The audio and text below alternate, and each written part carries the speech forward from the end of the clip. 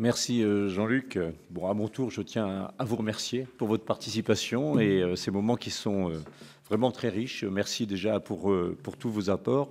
Et dans le cadre de cette seconde table ronde, nous allons nous intéresser à 3 domaines de recherche cruciaux pour le développement des réseaux électriques du futur. Bon, bien entendu, il en existe bien d'autres, tels que les réseaux intelligents, le stockage d'énergie qu'on a un petit peu abordé, ou encore l'équilibrage du réseau. Mais ce sera pour nous et nos collègues l'occasion de prendre la mesure, au travers de ces exemples, de l'ampleur des recherches en cours et sans doute des difficultés rencontrées par les chercheurs français pour avancer dans un domaine hautement concurrentiel, il ne faut pas l'oublier, au plan international. Donc je vais sans tarder donner la parole à notre premier intervenant, M. Hubert de la Grandière, directeur général de Supergrid Institute, qui va montrer comment le courant continu est mis au service de l'intégration des énergies renouvelables et des nouveaux usages. Effectivement, nous sommes tous formatés sur le courant alternatif et on a oublié que le courant continu était essentiel. Merci.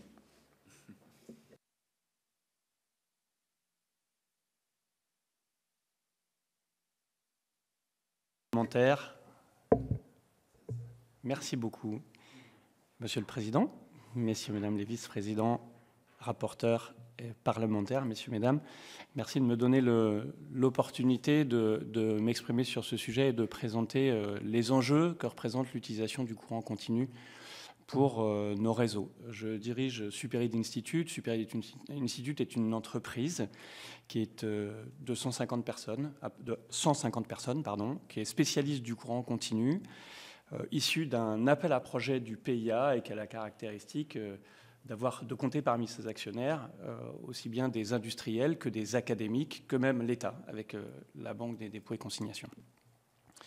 Dans mon exposé, je parlerai des défis des réseaux largement aidés par la table ronde précédente, bien sûr, des avantages et des inconvénients du courant continu. Et je ferai un petit focus sur la haute tension et sur la moyenne tension, qui sont les domaines plus particuliers dans lesquels nous travaillons dans cet institut. Alors, comment est-ce que ça marche, ce truc-là ? Ah voilà, c'est ça, pardon, c'est pas dans le bon sens, merci. Un petit rappel s'il y en avait besoin.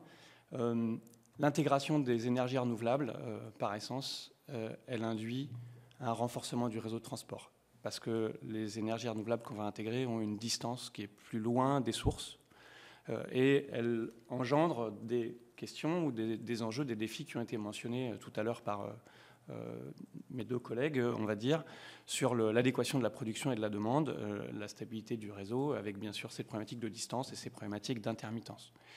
Dans ce cadre-là, les défis des réseaux, c'est l'augmentation des flux, comme on l'a évoqué, dans un contexte de contraintes sur les infrastructures existantes, de contraintes sur le foncier, de besoin de ressources de flexibilité.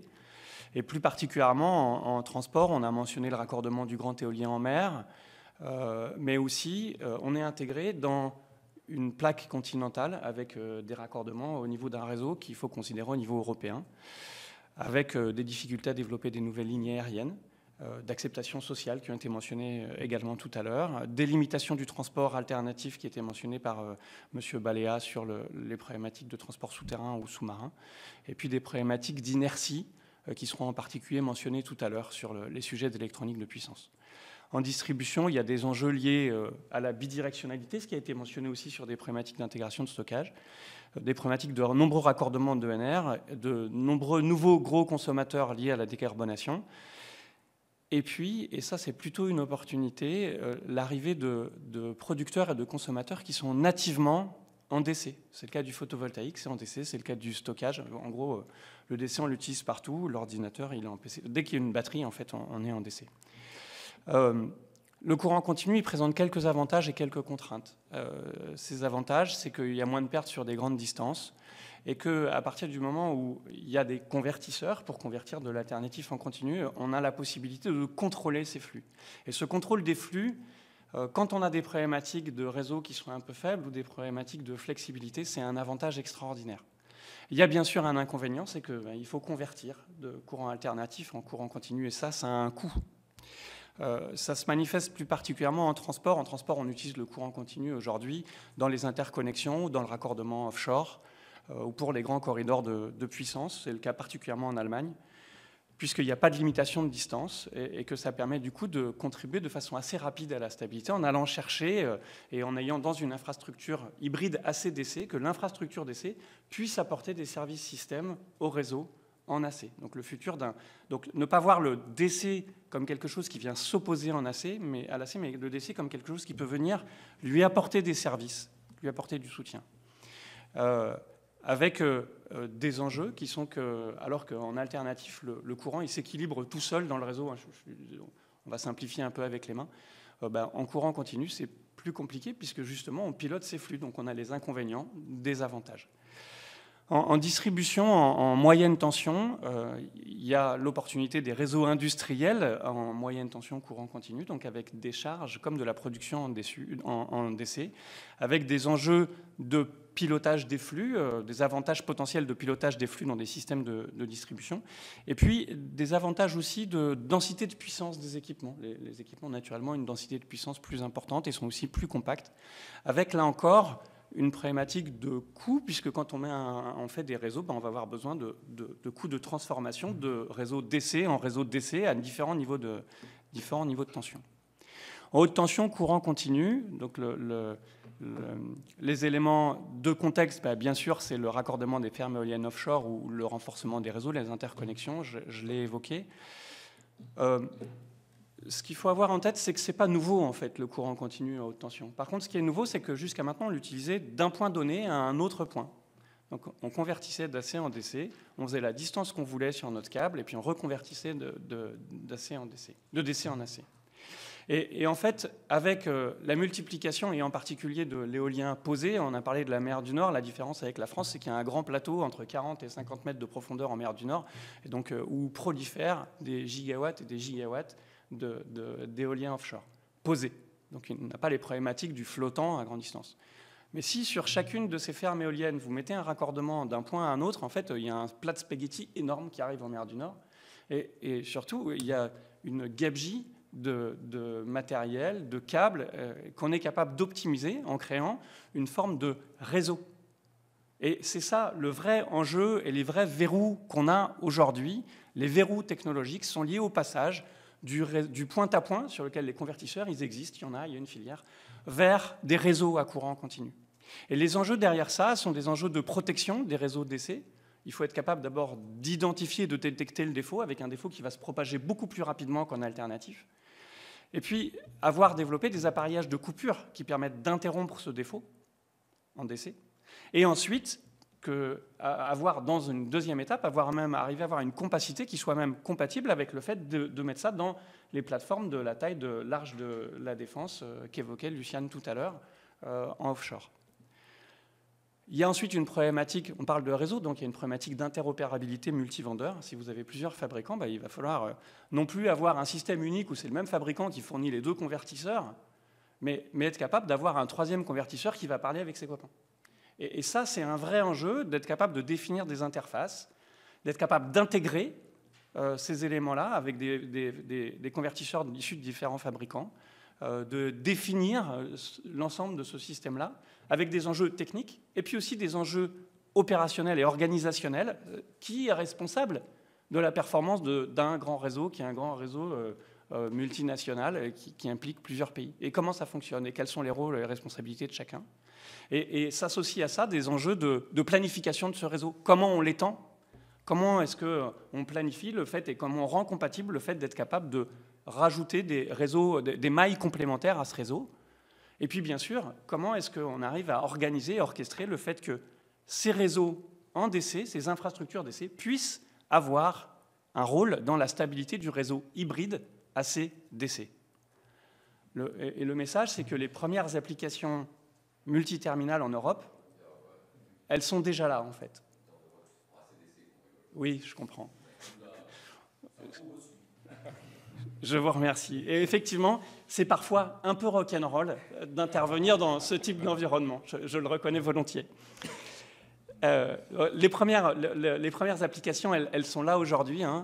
Les Allemands ont déjà attribuer les premiers réseaux multiterminaux. Il y a des gros projets donc, qui sont en phase maintenant démonstrateurs sur ces sujets-là. Et puis l'image que vous voyez en bas à gauche, c'est l'image d'un projet européen, le plus gros des projets européens du cluster 5, un projet de 70 millions d'euros, dont 55 attribués en subvention par l'État, auquel RTE contribue d'ailleurs, et qui est d'ailleurs piloté par Superlead Institute en tant que leader de ce consortium, dont l'objectif est de définir les cadres qui permettent de lever un certain nombre de ces verrous en termes de mise en place de ces problématiques d'interopérabilité. En moyenne tension courant continu, la situation n'est pas tout à fait la même. Donc le contexte, il a été exprimé très bien aussi tout à l'heure par Enedis, d'intégration des ENR, d'accompagner l'électrification des usages. Donc là, je relis les défis mentionnés tout à l'heure, de développer les flexibilités, d'intégrer le stockage, de préparer les optimisations locales, etc. Et en fait,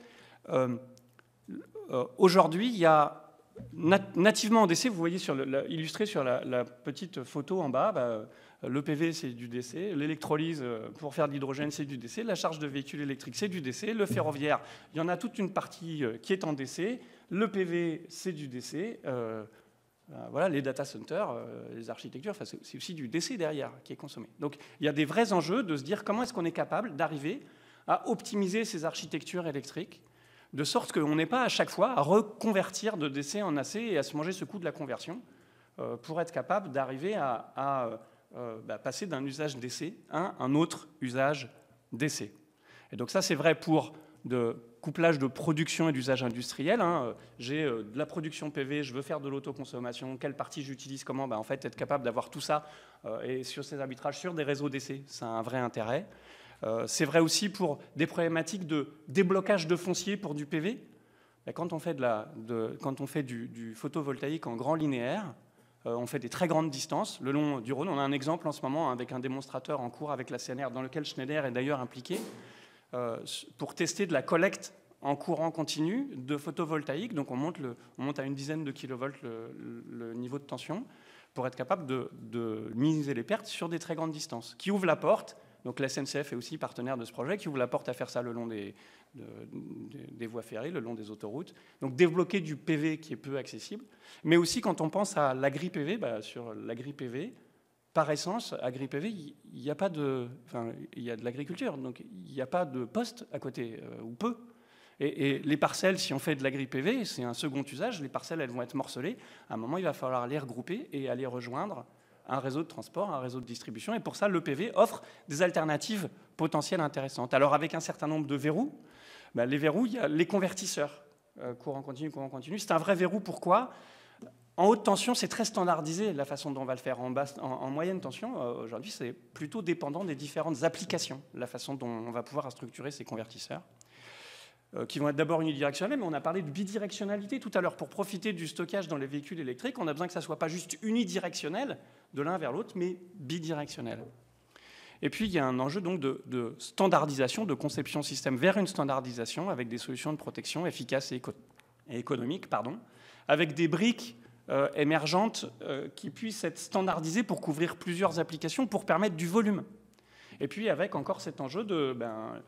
quand est-ce et comment on fait pour arriver à des interfaces qui sont un peu plus plug and play. Donc ce marché, il est émergent. C'est une vraie opportunité pour la filière française, mais c'est un peu la poule ou l'œuf. Parce que s'il n'y a pas de marché, ou tant qu'il n'y a pas de marché, en fait, on en produit tellement des onduleurs ACDC qu'en fait, on n'arrivera jamais à être compétitif. Mais par contre, s'il n'y a pas d'application, il n'y a pas de marché. S'il n'y a pas de marché, il n'y a pas de volume. S'il n'y a pas de volume, il n'y a pas de marché. Donc on a un vrai enjeu dans une filière où les Chinois ne sont pas encore là, où on a des vraies forces françaises dans la recherche, des vraies forces françaises dans l'industrie. On a un vrai enjeu pour une fois, un endroit où on n'est pas en retard. Et peut-être on a l'opportunité d'être capable de contribuer à prendre une place et à conserver l'avance qu'on a aujourd'hui là-dessus.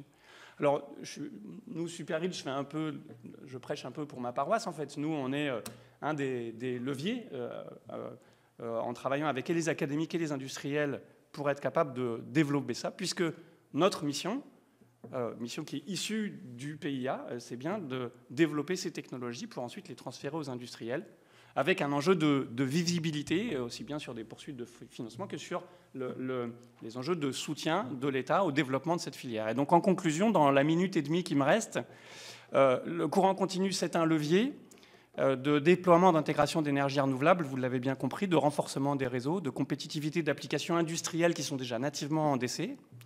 En haute tension, c'est en marche. On y est. Donc là, la Chine, elle est déjà bien en avance sur ce sujet. Ils ont déjà des réseaux multiterminaux qui marchent. Par contre, la filière européenne, elle existe, elle se bat, elle résiste.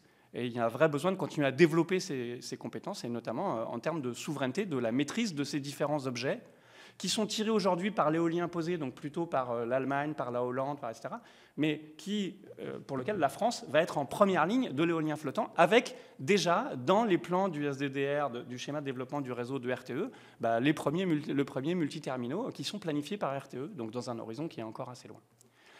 En moyenne tension, si je me réfère au transparent, qui est le transparent qui a été présenté tout à l'heure par Enedis, le courant continu, il apparaît dans les éléments qui sont structurants pour le réseau à un horizon à peu près 2031, sur ton transparent de tout à l'heure. Et en fait, pour que ça existe et qu'effectivement ça marche, on a une filière qui est émergente, qui a besoin de soutien pour devenir une opportunité pour les industriels, avec un soutien aux démonstrateurs, et puis bien sûr pour la recherche technologique, avec la visibilité du soutien de l'État. Et aujourd'hui, la France, elle a des atouts face à l'Asie, parce qu'elle est au premier plan en termes de développement technologique. Et il y a des acteurs industriels majeurs, avec quelques photos et quelques exemples pour faire toucher un petit peu plus du doigt, donc d'éléments qui sont développés aujourd'hui dans l'Institut. En bas à gauche, c'est le convertisseur courant continu qui est utilisé sur le projet Ophélia. À droite, c'est un disjoncteur à courant continu, moyenne tension, qui coupe une dizaine de kilovolts. En haut, c'est un disjoncteur haute tension qui est en cours de transfert à un industriel, qui sont le type d'objet dont on va avoir besoin dans les réseaux en courant continu. Et petit clin d'œil pour les éléments de supraconductivité. En haut à droite, il y a un limiteur de courant supraconducteur avec lequel on a réalisé une première mondiale fin décembre en limitant à 5 kA un courant de 45 kA et derrière en coupant le courant continu. Et ça, c'est des alternatives qui permettront peut-être demain d'avoir à bord de plateformes éoliennes offshore des organes de coupure en courant continu compacts. Merci pour votre attention. Eh bien, merci, Monsieur de la Grandière, pour cette plongée dans l'ACDC, toujours aussi passionnant. Vraiment, on aura envie de vous écouter encore longuement. Et on voit d'ailleurs, par vos propos, que les ENR peuvent générer de l'innovation et nous mettre en bonne position aussi sur des marchés mondiaux. Et je pense que c'est jamais à négliger. Je vais donner